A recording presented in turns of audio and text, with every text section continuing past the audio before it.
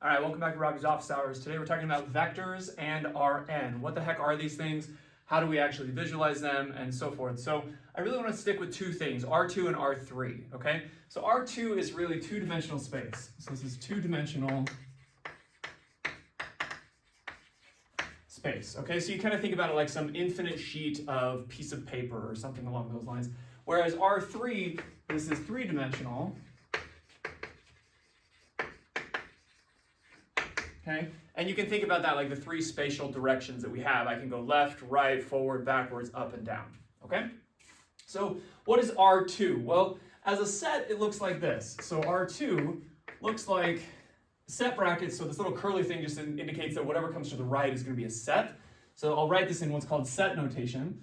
But these are the things that are going to look like an A, comma, B, such that you put this little colon here to indicate that these are the elements of the set, and then colon, the property that these elements have to satisfy. Okay, so that A and B are simply just real numbers.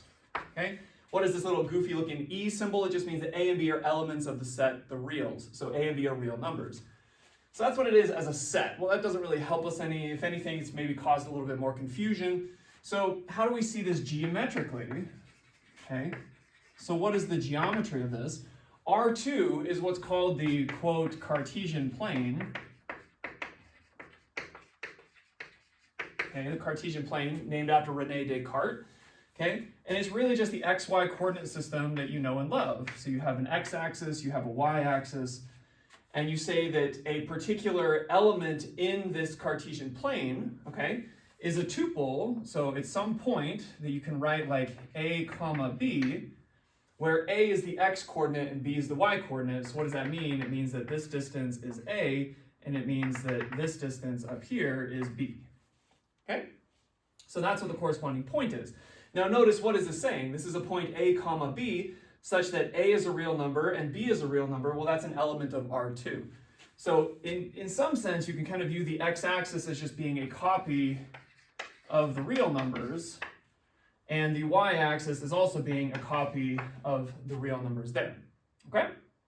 But what is a vector in this sense? Well, it's confusing because we think about vectors and points as kind of being interchangeable in some sense. Well, a vector in one sense is really just an arrow that points to a particular location, okay? So what do I mean by that? Is I can really view this point, A, comma, B, inside of R2 as a point, or I can view it as a vector, V, okay, where V, we typically write them as columns, and so I won't write them like a tuple like this, where it's A, comma, B.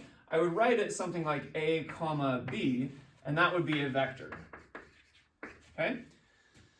So the question becomes, well, if you give me a point, so let's say, for example, you give me the point, let's say 2, comma, 3, okay, that sits in R2, so this is an element of R2. The question is, well, is this a point or is it a vector? And the answer is, well, yes. It's both, just depending on the context. So I could view this as a point, okay? I could view this as a perfectly good point, or I could view it as the vector, which is 2, comma, 3, just written vertically, okay? So this is a vector. But at the end of the day, this point, which if I want to view it in space, is going to go over 2, up 3. So it's this point here, that's 2, comma, 3, viewed as a point of R2. Or I could view it as the vector V, which is V is equal to the column. Okay, this is 2, comma, 3, is written vertically, where V is the vector whose origin is whose tail is the origin, and the tip of the vector is equal to the point 2, comma, 3. So you can kind of view them both ways, which is very confusing, but ultimately turns out to be very useful, okay? So that's two-dimensional space. That's what R2 is. So let's think about what is R3. Well, if I take R2 and I try to generalize it to R3, I'm going to get R3 as a set will consist of what? Well, if it's 3 dimensions, and I need only 2 coordinates to locate a point in two-dimensional space, then R3, it stands to reason that this would look like tuples A, B, and C, where A, B, and C are real. So where A, B, and C are real numbers. Again, that just means that A, B, and C are elements of the reals, meaning they're real numbers. Okay, that's what it is as a set, but it's like, well, okay, how do I consider this as what's the geometry of all this? Well, again, it's not going to be the Cartesian plane, it'll be Cartesian 3 space, but typically people just say it's Cartesian space at that point. Okay, but what is this going to look like? Well, that's going to look like, well, I've got 3 ways in which I can move, right? I have an x, I have a y, and I have a z kind of coordinates. And typically you draw them as x, y, and z because they're supposed to satisfy the right-hand rule. What does that mean? Well, it means that if I take my index finger and I point it in the direction of x, and then I take my middle finger and point it in the direction of y, so I'm like doing my best here, then if I just pop my thumb straight up, that should point in the direction of z. That's all it means for the right-hand rule. Some people like to say, if I point my hand in the direction of x, and I curl it in the direction of y, then the thumb points in the direction of z. I don't care, it's just a convention at the end of the day. All right? But again, how do you graph points? So a point in here would be something like, if I give you the point, which is given as, I don't know, let's say 1, 2, 1, okay, so I give you A, B, and C, that's going to say go out 1 in the x, go out 2 in the y, and go up 1 in the z. Okay, so how do I draw that? I would go out 1, so I look kind of like this, and then I kind of like, it's going to be somewhere right there, okay? Where ultimately I'm looking at the corresponding